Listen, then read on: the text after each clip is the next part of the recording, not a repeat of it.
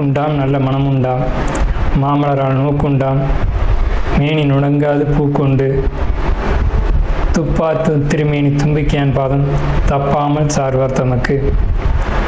இந்த வீடியோவில் நம்ம பார்க்கக்கூடிய விஷயம் அப்படிங்கிறது மே மாதத்துக்கான பலன்கள். இந்த மே மாதம் அப்படிங்கிறது ஆங்கில மாதம். மே மாதம் அப்படிங்கிறது சித்திரையினுடைய 18ஆம் தேதியிலிருந்து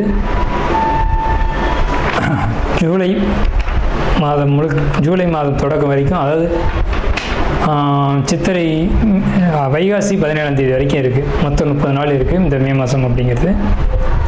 இந்த 30 நாளுக்குமான பலன்கள் அப்படிங்கிறது என்ன, 12 ராசிக்கும் அப்படிங்கிறத நம்ம பார்க்குறோம். முதல்ல இந்த சித்திரையினுடைய விசேஷங்கள் என்ன அப்படிங்கிறத பார்ப்போம். சித்திரை மாதம் அப்படிங்கிறது சித்ரா பௌர்ணமி அப்படிங்கிறது ரொம்ப தவிர்க்க முடியாத ஒரு விஷயம். சித்ரா பௌர்ணமி அப்படிங்கிறது சித்திரை 17 அன்று வருது. சித்திரை 17 அப்படின்னு எடுத்துக்கிட்டிங்கன்னா சித்திரை 18 வரைக்குமே பௌர்ணமி இருக்கும். சித்திரை 18 தான் மே மாதத்தினுடைய முதல் நாள். அப்போ இந்த மே மாதம் தொடங்கிறது சித்ரா பௌர்ணமியில் தான் தொடங்குது. ஸோ இந்த மே மாதம் மிகுந்த சிறப்பு வாய்ந்த மாதம் அப்படிங்கிறத நம்ம தெரிஞ்சுக்கணும். இந்த மாதத்தினுடைய கிரக நிலைகள் அப்படிங்கிறது ரொம்ப ரொம்ப ரொம்ப விசேஷமாக இருக்குது. என்ன விசேஷமாக இருக்குது அப்படின்னு கேட்டிங்கன்னா, மேஷத்தில் வழக்கம் போல் எல்லா சித்திரை மாதத்திலும் சூரியன் உச்சமாக தான் இருப்பார். ஆனால் இந்த வருடம் மட்டும் செவ்வாய் ஆட்சி பலம் கொண்டு அதே வீட்டில் இருக்கார். அதே மாதிரி ரிஷபத்தில் புதனும் சுக்கிரனும் 2 நட்பு கிரகங்களும் இணைஞ்சு ஒரு அற்புதமான ஒரு நிலையில், சிம்மத்தில் கேது, அடுத்த நிலையில் பார்த்திங்கன்னா மிதுனத்தில் குரு, அவர் இந்த மாதத்தில் கடகத்தை நோக்கி பயணிப்பார். அதே மாதிரி கும்பத்தில் ராகு, மீனத்தில் சனி. இந்த மாதிரியான விசேஷம் கொண்ட ஒரு கிரக அமைப்புகள் இந்த மே மாதத்தில் அமைஞ்சிருக்குது அப்படிங்கிறது 12 ராசிக்குமே ரொம்ப ரொம்ப ரொம்ப சிறப்பான பலன்களை கொடுக்க இருக்குது. என்ன அப்படின்னு கேட்டிங்கன்னா, 2 சுப கிரகங்கள் அதாவது ஒரு சுப ராசியில், ரிஷபம் அப்படின்றது விசேஷமான ராசி, அங்கே புதனும் சுக்கிரனும் இணைஞ்ச மாதிரி ஒரு மாதம் பிறக்குது அப்படின்னாலே அது விசேஷம்தான். சரி, என்ன மாதிரியான நல்ல பலன்கள் நடக்கும் அப்படிங்கிறத நம்ம பார்ப்போம். இந்த சித்ரா பௌர்ணமியினுடைய விசேஷங்கள் என்ன அப்படின்னு பார்த்தீங்கன்னா, சித்ரா பௌர்ணமி அன்னைக்கு தான் சித்திரகுப்தனுடைய வழிபாடு நடக்கும்.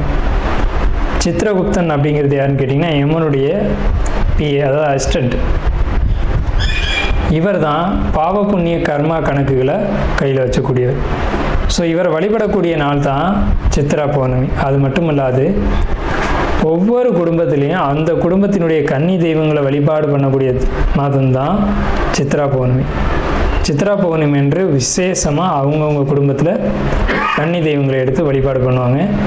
நம்ம வேணால் கன்னி தெய்வங்களுடைய வழிபாடு எப்படி அப்படிங்கிறது ஒரு தனி வீடியோவை கூட கொடுப்போம். ஸோ கன்னி தெய்வ வழிபாடு அப்படிங்கிறது ரொம்ப விசேஷமானதும் கூட, முக்கியத்துவம் வாய்ந்ததும் கூட. இதில் சித்திரகுப்தனுடைய வழிபாடு ரொம்ப ஒரு அவசியமான விஷயம். அதே மாதிரி திருவண்ணாமலை கிரிவலம், அவரவருடைய குலதெய்வ வழிபாடு. இதில் ரொம்ப குறிப்பிட்டு பேசணும் அப்படின்னா அன்னதானம் கொடுக்கறது.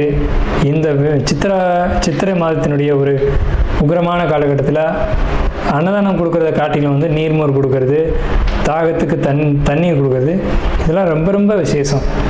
ஸோ அவங்க வயிறு குளிர்றது போல், மனம் குளிர்றது போல் உங்களுக்கு கர்மா தீர்க்கப்படும் அப்படிங்கிறது முக்கியமான விசேஷம். ஸோ இது முக்கியமான விஷயம். அதே மாதிரி இந்த சித்திரை மாதத்தில் கத்திரி வெயில் அப்படிங்கிறது மே மாதம் 4ஆம் தேதி அன்னைக்கு மே 28 வரைக்கும் இருக்கும். இந்த 25 நாட்களும் மக்கள் அதிகப்படியாக யாரும் வெளியில் வராமலும் சில விஷயங்களை தவிர்த்துக்கவும் வேணும். அன்பார்ந்த மேசராசினியர்களே, இந்த மே மாதம் அப்படிங்கிறது உங்களுக்கு ஒரு உன்னதமான காலகட்டம் தான் சொல்லணும். என்ன விஷயம்னு கேட்டிங்கன்னா, கடந்த காலகட்டங்களில் இருந்த நிலைமை போக இப்போது கிரக நிலைகள் அப்படிங்கிறத வச்சு பார்க்கும்போது கிரகத்தை வெல்ல மனிதனால் முடியாது அப்படிங்கிற ஒரு அடிப்படையில், ஏன் அப்படி சொல்கிறோம்னா, கடந்த காலகட்டத்தில் எதிரியினுடைய ஒரு தாக்கம் அப்படிங்கிறது பெரிய அளவில் வந்திருக்கும். இப்போ அதே எதிரியை நம்ம என்ன சொல்லுவோம்னா, சரிப்பா உன்னால் முடிஞ்சது நீ பாரு அப்படின்னு நம்ம சொல்லுவோம். அதுலேயும் நம்மளுடைய நிலை அப்படிங்கிறது முன்னாடி இருந்ததை விட இப்போ ஒரு தைரியமான ஒரு சூழலுக்கு வந்திருப்போம்.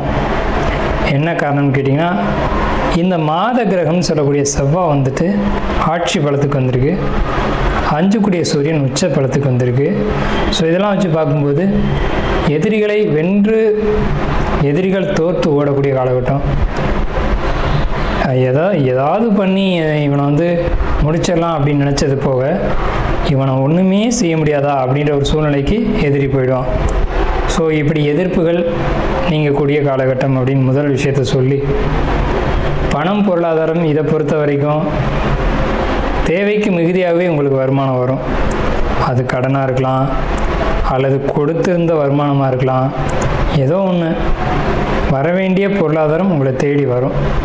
உங்கள் பாக்கெட்டில் பணம் இருந்துக்கிட்டே இருக்கும், உங்களுடைய ஜிபேயில் பணம் இருந்துக்கிட்டே இருக்கும்.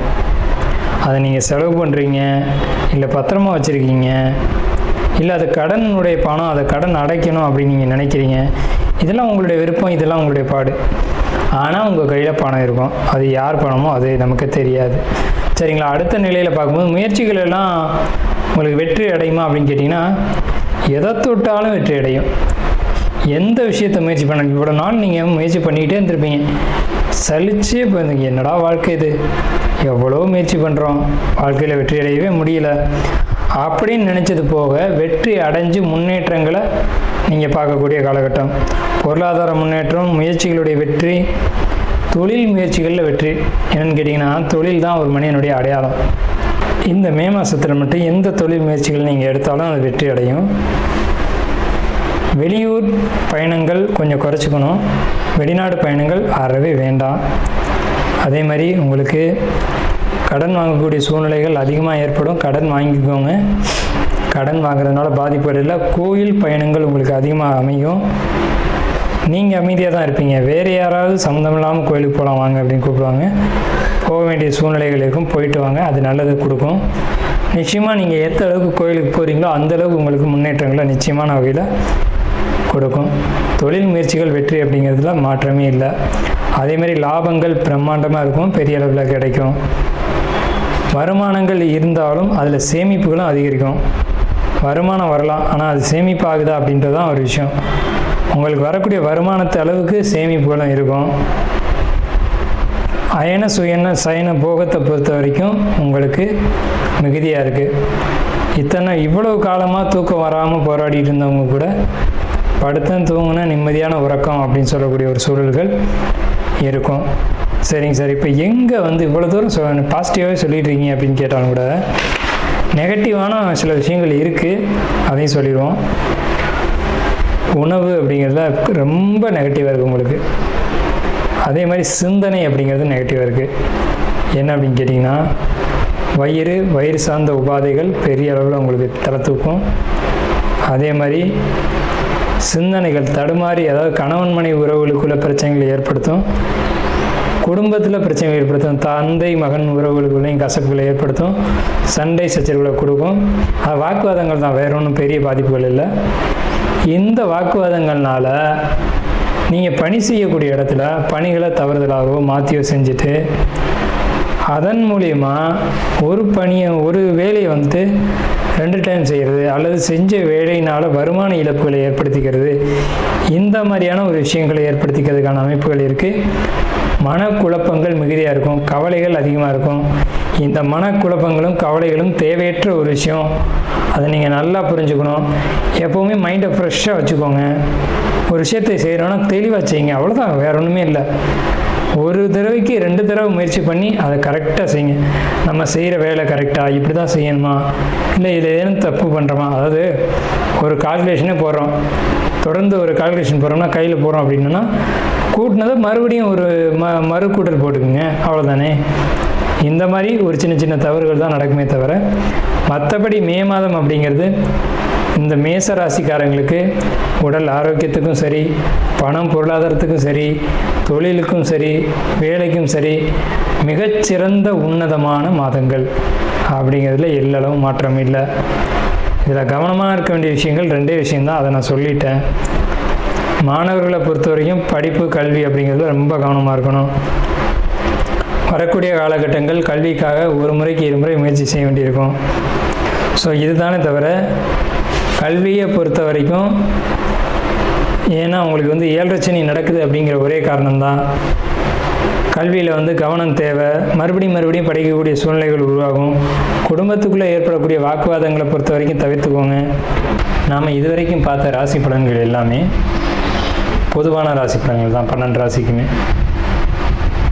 அப்போது உங்களுடைய தனிப்பட்ட பிறப்பு ஜாதகம் அப்படிங்கிறது உங்கள் ஜாதகத்தில் தனிப்பட்ட பலன்களை கையில் வச்சுருக்கோம்.